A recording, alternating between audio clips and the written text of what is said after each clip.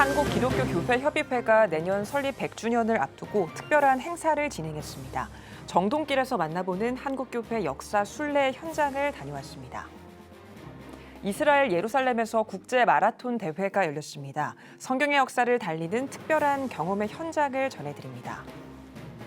신도 성폭행 혐의 등으로 사회적 물의를 빚은 한 종교단체가 공공시설물을 대관해 논란이 일고 있는 가운데 부천 도시공사가 사용 승인을 철회했습니다. 도시공사 측은 이후 취소 관련 행정 절차를 진행할 것이라고 밝혔습니다.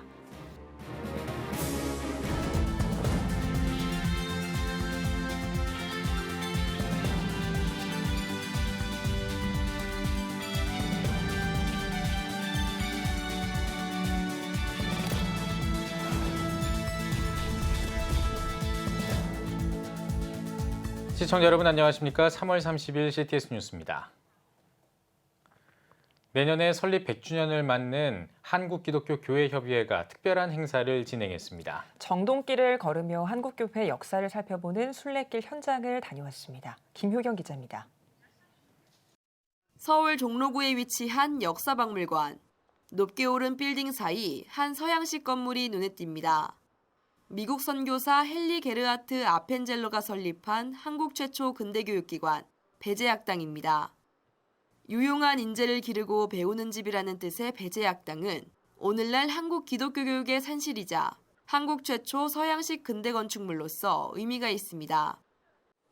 1916년 설립된 배제학당은 동관을 개조해 2008년 배제학당 역사박물관으로 새롭게 단장했습니다. 현재는 배제학당의 교육과 역사, 초기 기독교 선교사들의 활동을 살펴볼 수 있는 전시를 진행하고 있습니다. 정동길에는 아펜젤러가 세운 정동제일교회도 있습니다. 정동제일교회는 한국 감리교회를 대표하는 교회 중 하나로 장로회의 세문안교회와 함께 한국의 어머니교회로도 불립니다. 조선이 망하면서 이제 기독교가 들어오고 근대 민주 시민사회가 출현하게 됐습니다. 바로 이 정동이라는 지역이 바로 우리 한반도의 민족사 속에서 하나의 시대 정신이 교차된 아주 중요한 공간이다 이렇게 말씀드릴 수 있겠어요. 한국기독교교회협의회 100주년 기념 특별사업위원회가 한국기독교 역사순례 프로그램을 진행합니다. 내년 교회협의 100주년을 맞아 대중과 소통하며 서울 중심부에 위치한 한국기독교 역사의 현장들을 발굴하고 기억하기 위해서입니다. 교회협은 3차에 걸친 순례 프로그램을 통해 기독교 역사 순례를 전국적으로 확대하고 매뉴얼 개발에도 힘쓸 예정이라고 밝혔습니다. 이번 시범 순례를 통해서 많은 분들이 한국 기독교가 어떻게 역사적으로 발전을 해왔고 어떤 발자취를 걸어왔는지를 조금 알아가시기를 바라는 마음으로 기대를 좀 하고 있습니다.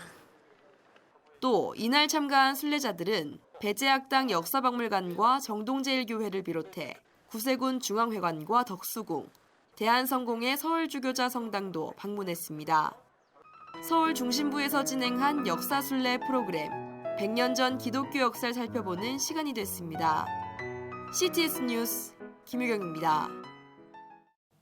이스라엘의 수도 예루살렘에서 12회 국제 마라톤 대회가 열렸습니다.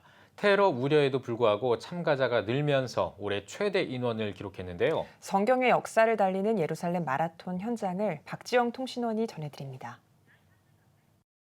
이스라엘 예루살렘에서 제12회 예루살렘 마라톤이 개최됐습니다.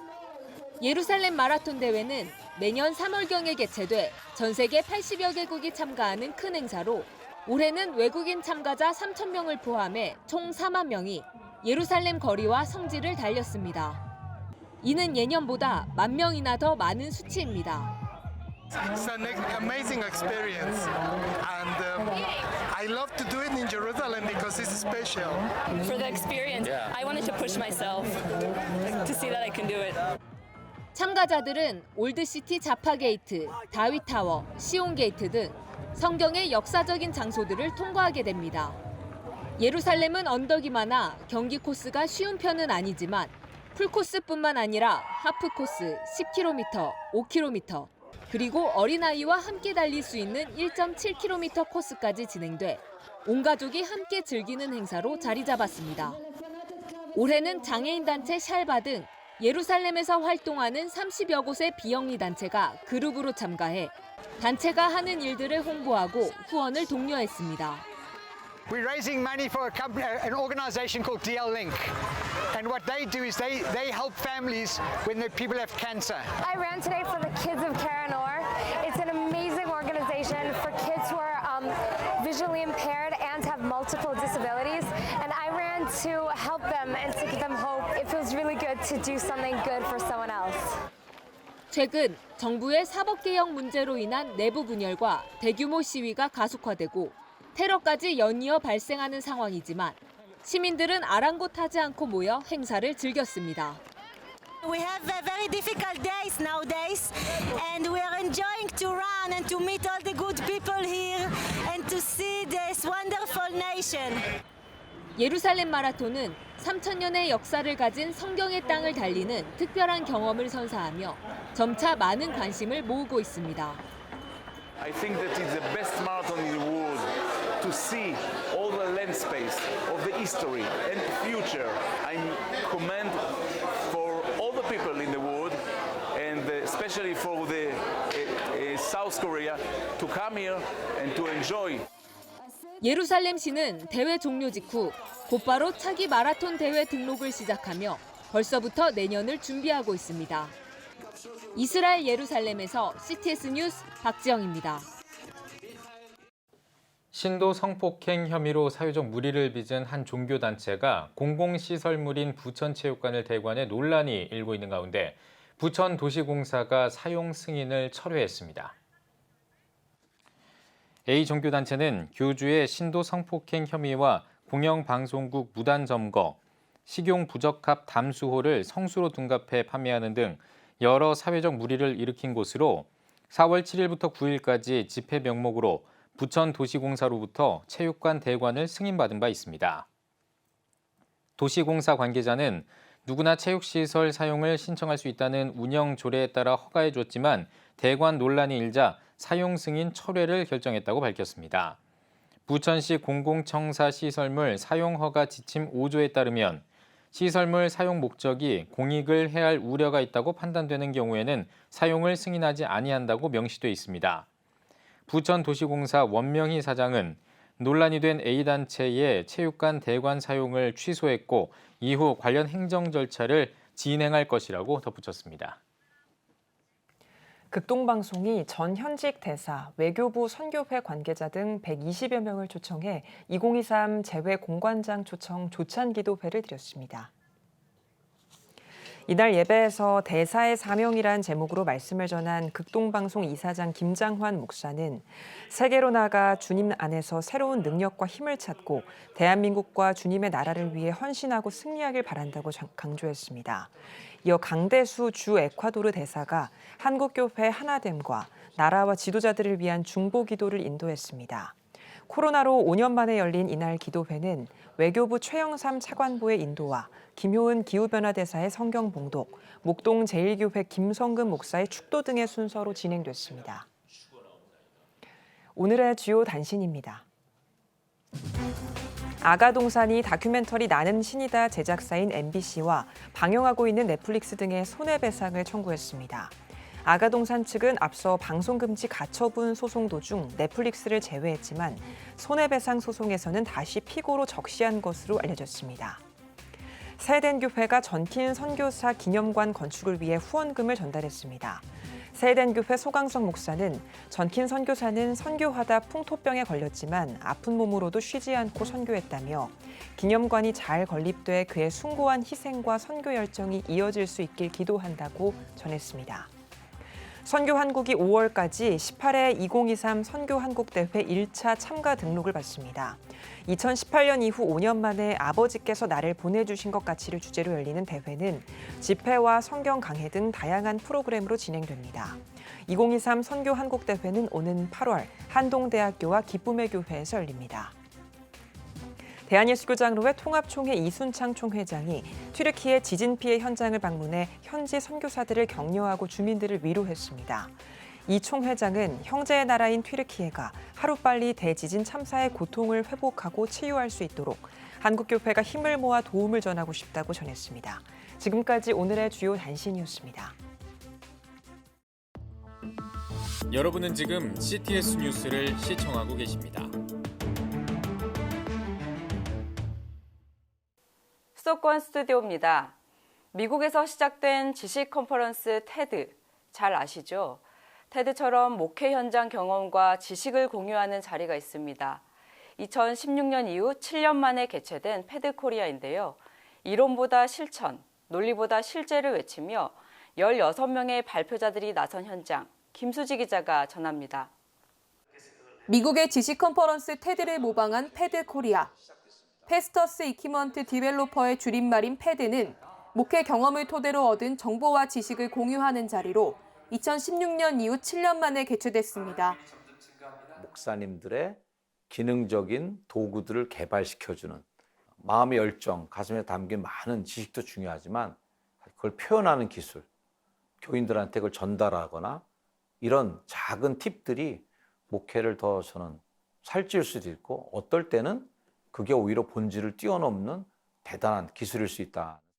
웨슬리 글로벌 이사회가 주최하고 패드 코리아가 주관한 이번 행사에는 일산 강림교회 박동찬 목사, 스몰그룹 리더십 아카데미 조찬주 원장 등 16명의 목회자와 평신도가 발표자로 나섰습니다.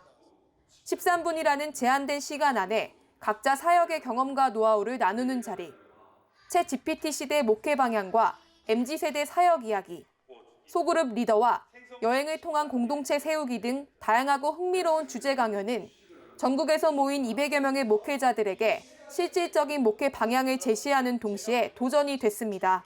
제가 생각하지 못했던 여러 영역들, 현장들의 모습들을 볼 수 있어서 좀 도전도 많이 되고 떡집 이야기에서부터 시작해서 또 환경이나 또 우리 사회적 책임에 관한 그런 교회가 어떻게 그런 교회가 될 것인가에 대한 이야기들, 그런 여러 가지 이야기들을 들으면서 굉장히 인사이트를 많이 얻게 됐습니다.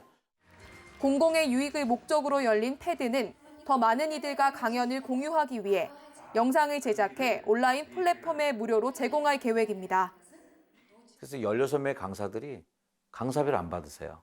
그리고 내가 갖고 있는 지식과 경험들을 판권이나 저작권을 주장하지 않고 아낌없이 나누는 정신, 자신을 오픈하고 그러면 서로도 보태주면서 더 강력해지고 이런 교회 정신이 오히려 패드 정신이라 이렇게 생각하는 거예요.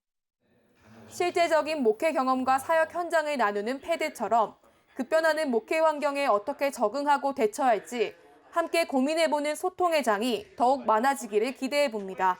CTS 뉴스 김수지입니다. 인권과 다양성을 내세운 세상 속에서 올바른 기독교 교육이 어느 때보다 중요합니다.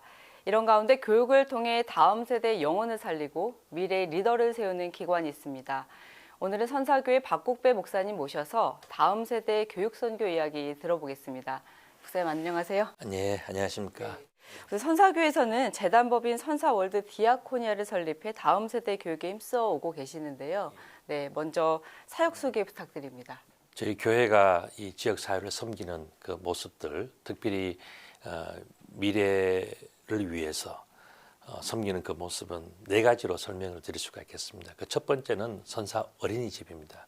이것은 관인 어린이집이고 일반 어린이집과 유사한 그러한 그 진행을 하고 있지만 특별히 기독교 성품 교육을 꼭 포함시키고 있습니다. 그래서 이 선사 어린이집은 일반 어린이집이지만 기독교적인 정신이 살아있는 그런 어린이집이라고 설명을 드릴 수가 있겠고요. 두 번째 특별한 기관이 있습니다. 이것은 바로 선사 프리스쿨입니다. 이것은 어린이집의 연령과 같은 5, 6, 7세이지만은 그러나 이곳에서는 선교적 목적으로 신앙의 말씀의 교육과 찬양과 그 다음에 모든 성품 교육들을 굉장히 수준 있게 하는 그런 기관입니다. 그래서 우리의 학교에서 배우는 모든 과정들도 다 가르치지만 영어로 성경을 암송할 수 있고 영어로 찬양을 할 수 있고 일반적인 영어 교육도 당연히 하게 되지만 그 모든 백그라운드가 성경적인 말씀과 이런 모든 은혜의 중심이기 때문에 아이들이 굉장히 성품도 좋아지고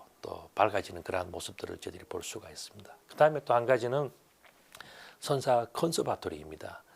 중세 시대에는 교회가 지역 주민들에게 음악을 가르치지 않습니까? 그것처럼 어린아이들에게 그냥 음악만 시키는 것이 아니라 그들이 음악을 배워서 바이올린으로 찬송가를 연주할 수 있고 피아노로 찬송가를 자기가 즐겁게 칠 수 있는 그런 교육을 저희들이 하고 있습니다. 이런 과정들을 마치게 되면 프렌치 클럽이라고 하는 그곳에서 보다 수준이 있고 또 차원이 높은 그런 교육들을 계속 이어가고 있습니다. 네. 이곳에서 생활한 아이들에게 자연스럽게 복음이 흘러갈 것 같은데요. 특별히 선사교회는 미취학 아동교육에 힘쓰고 계시잖아요. 특별한 이유가 있으실까요? 예, 성경 말씀 잠언서 22장 6절의 말씀 보면 아이들에게 마땅히 행할 바를 가르치라. 그러면 늙어서도 그것을 버리지 아니하리라 하는 말씀이 있습니다. 그래서 어린이들에게 교육을 하면 어려서부터 올바르게 자라나는 것은 물론이고 혹여라도 어려움이 있어서 잠시 교회를 떠나더라도 그들이 방황할 때에 다시 찾아갈 곳은 교회라고 생각합니다. 그래서 저희들은 어린아이들에게 이런 교육을 시작하게 되었습니다. 교육하시면서 하나님을 만나가는 아이들 많이 보셨을 텐데요. 특별히 기억에 남는 이야기 듣고 싶습니다. 우리에게 찾아오는 그 부모님들은 교회를 다니지 않는 넌크리스찬들이 85% 정도 됩니다. 그중에는 불교에서 보살님으로 칭함을 받는 그런 분들도 계셨습니다. 그런데 아주 주저하면서 아이를 맡겼지만 아이가 이곳에서 생활하고 또 자라나는 모습을 보면서 교회 보내기를 잘했다라고 생각을 하고 그 아이가 졸업할 때 그 보살님은 너무너무 고마워했습니다. 가정에서 감당할 수 없는 많은 부분들이 있었는데 교회에서 그것이 고쳐지는 것을 보면서 기독교 신앙 교육이 최고다. 그런 표현을 하는 것을 제가 듣고 보았는데 이런 과정들은 어린이들의 수요 예배를 통해서 더욱더 확장되어지고 심화되어지는 것 같습니다. 저희들의 매주 수요일 날 어린이 예배가 있습니다. 아이들 한 160명 정도가 함께 드리고 선생님들 한 20여 명이 함께 예배를 드립니다. 이 예배의 특징은 아이들이 중요한 순서들을 다 맡아서 한다는 겁니다. 말씀 봉독, 기도, 특별 찬양, 그다음에 어린이 워십 이런 모든 것들이 전부 다 아이들 순서입니다. 그래서 그들이 기쁘게 자기를 표현할 수 있고 예배에 동참하는 그런 예배라고 말씀드릴 수가 있겠습니다. 네. 지성, 인성뿐 아니라 영성까지 성장하는 아이들의 모습인데요. 마지막으로 선사교회가 계획하고 있는 교육선교에 대해 말씀 나눠주시죠. 한국 교회의 미래는 결국 다음 세대를 어떻게 교육하느냐 하는 그 문제라고 생각이 됩니다.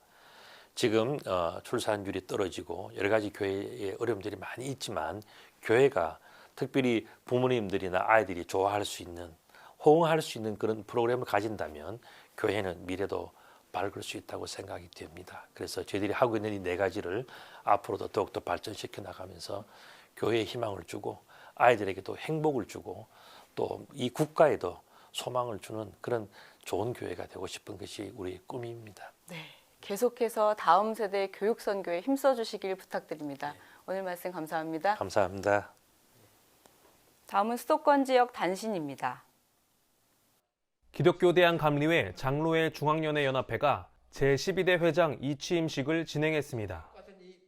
감사 예배에서 말씀을 전한 중앙연회 한종우 감독은 하나님을 품을 때 어떤 상황에도 이겨낼 지혜를 주신다며 하나님의 마음으로 사람을 품고 하나 되는 장로회가 되길 바란다고 전했습니다. 신임회장 정행태 장로는 군림하지 않고 교회 안에 교량 역할을 감당하는 장로회가 되겠다고 취임사를 전했으며 이어 임원 결단의 시간을 가졌습니다. 한국목양문학회가 제82회 시낭송회를 개최했습니다. 시낭송회에 앞서 드려진 예배에서 한국목양문학회 회장 전담양 목사는 하나님을 찬양하는 시는 어떤 찬양보다 존귀하다며 이번 시낭송회가 하나님 안에서 널리 쓰임받는 역사가 되길 바란다고 전했습니다. 목자들의 노래라는 주제로 열린 시낭송회에는 정여성 목사, 김윤홍 목사, 정도일 목사 등 29명이 참여해 하나님을 찬양했습니다. CTS 평신도 선교협의회 김지영 목사 대표회장 취임 감사예배가 응답교회에서 열렸습니다. 이날 말씀을 전한 CTS 선교협의회 대표 총재 윤호균 목사는 믿음의 능력을 가지고 주님과 함께 부응하며 달려가야 한다며 평신도 선교를 위해 전진하며 나아가자고 전했습니다. 이어 신임 대표회장 김지영 목사는 순수 복음 전파의 사명을 갖고 영성 회복과 부흥을 위해 최선을 다하겠다고 취임사를 밝혔습니다. 지금까지 각 지역별 단신 전해드렸습니다. CTS 수도권 스튜디오였습니다.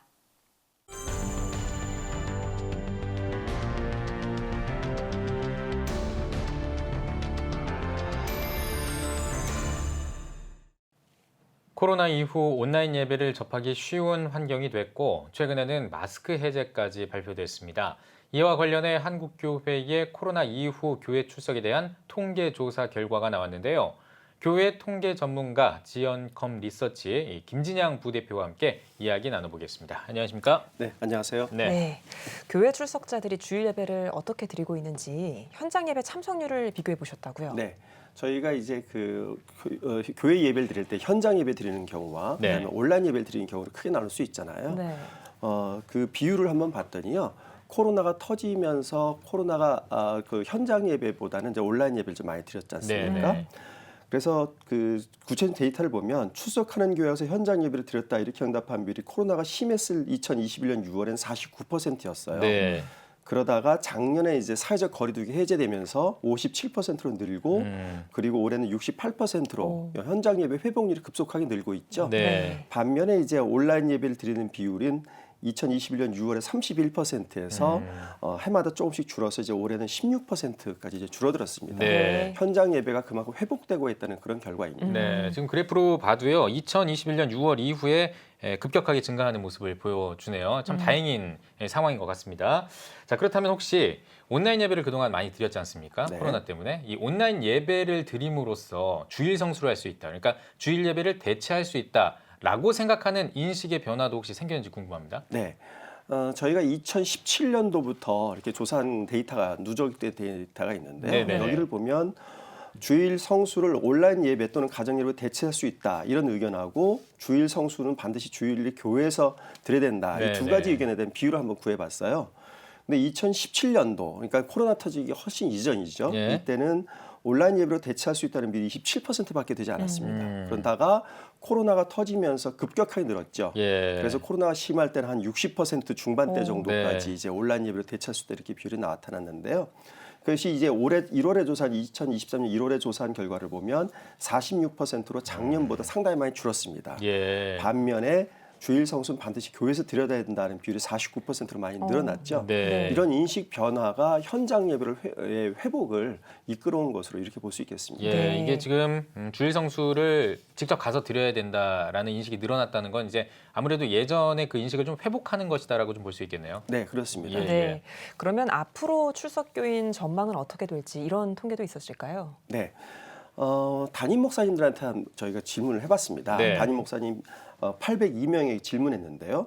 향후에 출석교인 수를 좀 어떻게 보느냐 하는 질문에 대해서 감소할 것 같다. 이렇게 응답한 비율은 올해 1월에 조사했을 때 6%밖에 되지 않았습니다. 예. 그러니까 그래프에서 보시겠지만 코로나 상황에서는 무려 한 50% 내외 정도로 감소할 것 같다고 예상하는 비율이 높았는데요. 네. 굉장히 감소할 것 같다는 비율이 올해는 굉장히 적었죠. 그 대신에 증가할 것 같다 이렇게 응답한 비율이 71%나 될 정도로 네. 목사님들은 앞으로 현장 예배에 나오는 분들이 늘어날 것 같다, 회복될 것 같다 이런 예상을 많이 하고 있었습니다. 네. 근데 아까 앞에서 데이터를 보면 주일 성수를 온라인 예배로 드리는 것이 가능하다 이렇게 응답한 비율이 46%였거든요. 네. 이렇게 보면 현장 예배가 증가하더라도 상당히 한계는 있을 거다 이렇게 좀 저희가 전망할 수 있겠습니다. 예, 회복은 하고 있는 추세긴 하지만 아무래도 그 인식이나 이런 것들이 예전 코로나 이전보다는 좀 바뀐 듯한 그런 느낌이 예, 드는군요. 네, 그렇습니다. 알겠습니다. 지금 방금 이 그래프에서도 봤고 일단 감소할 것 같다라는 예측은 굉장히 많이 줄어들었고 늘어날 것 같다라는 예측은 상당히 많아진 이런 상황. 어쨌든 이제 회복을 해가고 있는 그런 상황인데 그럼 이게 또 궁금합니다. 코로나 이전과 코로나 후, 그러니까 코로나 이제 저희는 후를 지금 살고 있는데 코로나 전과 비교해서 성도들이 느끼는 이 본인의 신앙 성장 여부, 더 성장했다고 생각하는지 아니면 코로나를 겪고 나서 더 성장이 좀 떨어졌다고 생각하는지 이 부분의 생각도 좀 궁금합니다. 네, 그런 조사 결과가 있었습니다. 예. 코로나 이전 대비했을 때 신앙이 어떻게 됐느냐 이렇게 질문을 했더니요. 네.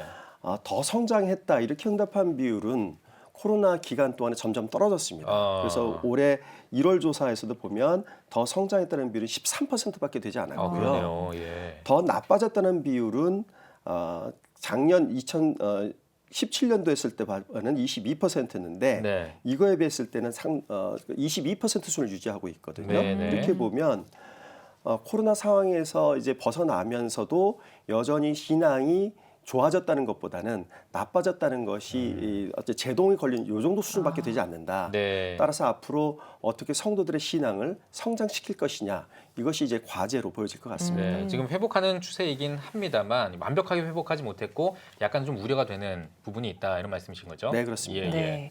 그러면은 신앙 성장에 무엇이 도움을 줄 수 있느냐 이 부분에 대한 통계 내용도 있을까요? 네. 저희가 신앙 성장에 도움을 줄 수 있는 요소는 여러 가지가 있죠. 일반적으로 보통 보면 교회 목사님 설교를 통해서 이제 받을 수 있는데요. 네. 근데 목사님 설교가 신앙 성장에 차지하는 비중이 점점 줄어들고 있습니다. 2023년에 보면요, 28%까지 이제 줄어들었거든요. 네. 반면에 미디어의 영향이 크다 이렇게 응답한 비율은 코로나를 거치면서 급격하게 늘어나서 19%나 차지하고 있고요. 네. 그리고 가족의 영향이 중요하다는 비율들도 점점 늘어나고 있습니다. 네. 이렇게 봤을 때 앞으로 성도들의 신앙 관리를 위해서는 목사님들의 설교에만 집중해서는 좀 한계가 있겠다 이렇게 네. 좀 볼 수 있겠습니다. 확실히 코로나 전국을 지나면서 여러 가지 좀 변화가 있네요. 아무래도 이제 코로나 때 같이 이게 격리가 되면서 좀 가족들과 같이 부대끼는 그런 시간들도 많았고 또 미디어를 또 많이 접하게 되니까 이 두 가지의 이 중요성이 높아졌다. 이런 답변이 나왔던 게 참 흥미롭게 느껴지는 것 같습니다.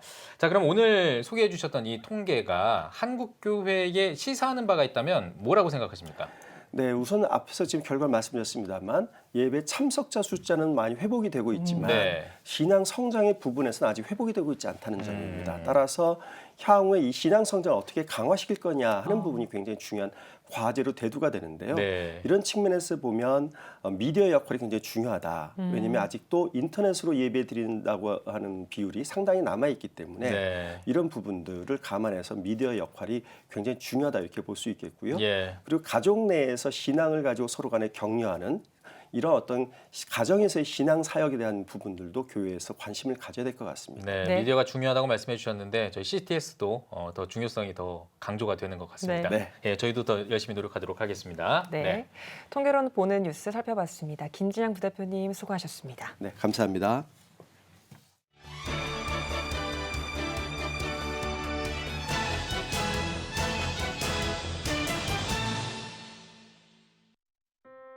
온전히 주님께 맡긴 40년의 목회 인생, 남현교회 이춘복 원로 목사의 쉬운 목회입니다.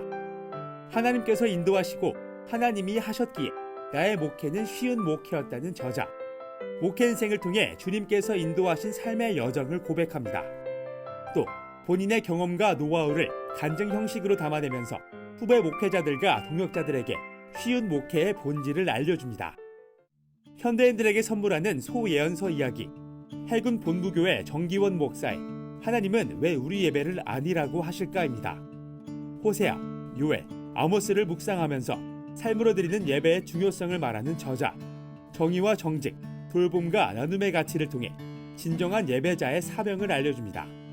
또 신앙생활을 통해 얻은 깨달음을 전달하면서 독자들에게 올바른 기도에 대해 전달합니다. 다음 세대와는 어떻게 소통해야 할까? 세대 소통을 돕는 미래세대 이해 실천 매뉴얼, 김해 행복나눔교회 김현철 목사의 미래세대 프로파일링입니다. SNS와 밈, MBTI 등 온라인과 밀접한 미래세대들. 저자는 1인칭과 2인칭, 3인칭의 시점으로 세대를 바라보면서 그들이 살아온 문화 배경을 이해할 수 있도록 도와줍니다. 또 변하지 않는 가치인 복음에 주목하면서 기성세대와 미래세대의 화합과 통합의 중요성을 강조합니다. 지금까지 한 주간의 문화가 소식이었습니다.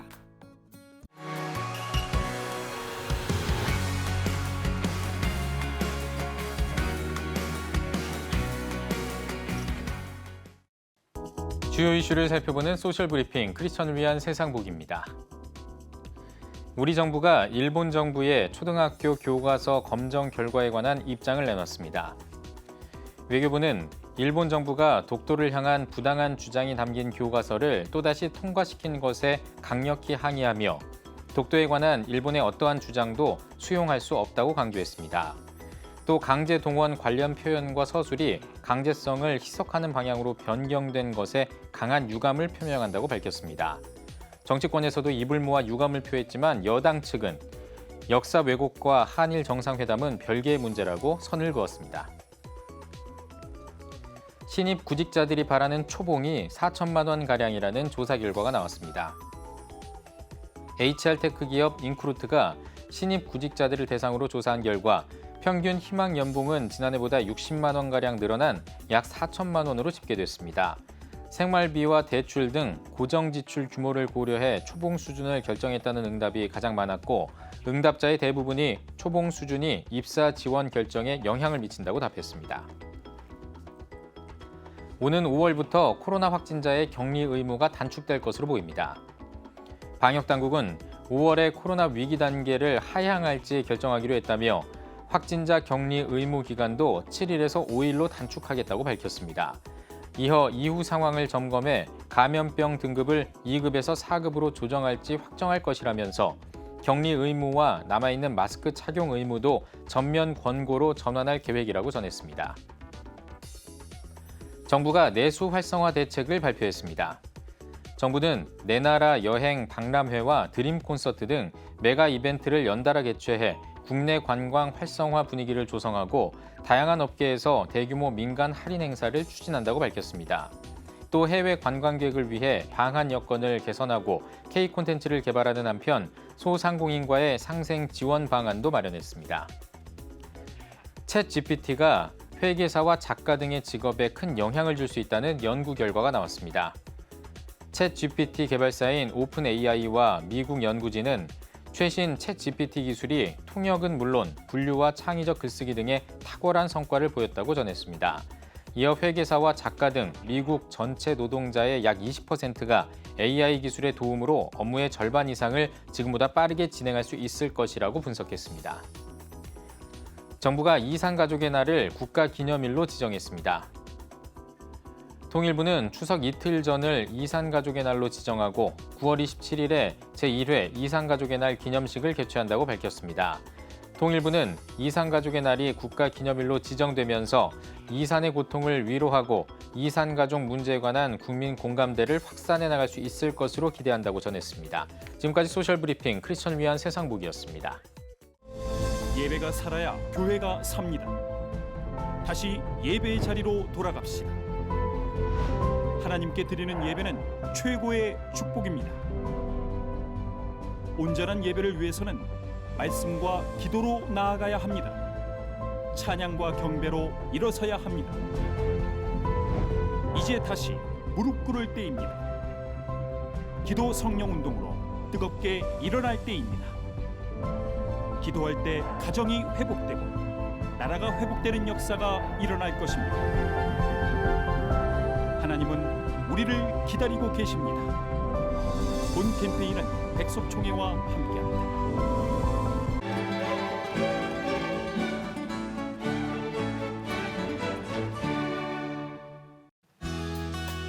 내일은 전국의 대체로 맑겠습니다.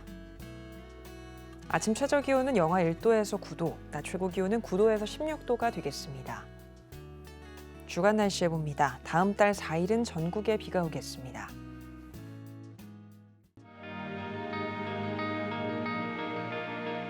백만인 기도운동에 새롭게 참여하신 분들입니다.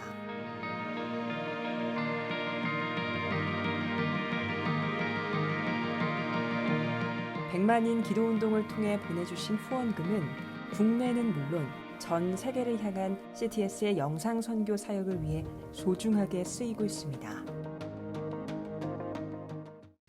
2023 부활절 퍼레이드가 한국교회와 성도 여러분의 관심 속에 준비되고 있습니다. 이제 10일 앞으로 다가왔는데요. 4월 9일 부활주일 당일에 서울 광화문 광장에서 한국교회 역사상 처음으로 열리는 이번 퍼레이드는 한국교회 모두가 힘을 모아 준비하고 있습니다. 이번 퍼레이드가 부활하신 예수 그리스도를 온 세계에 알리고 대한민국의 기독교 문화가 확산하는 출발점이 되길 기대하고 있는데요. 4월 9일 주일에 열리는 2023 부활절 퍼레이드에 한국교회와 성도 여러분의 많은 관심과 기도 부탁드립니다. CTS 뉴스 오늘 순서 여기까지입니다. 시청해주신 여러분 고맙습니다.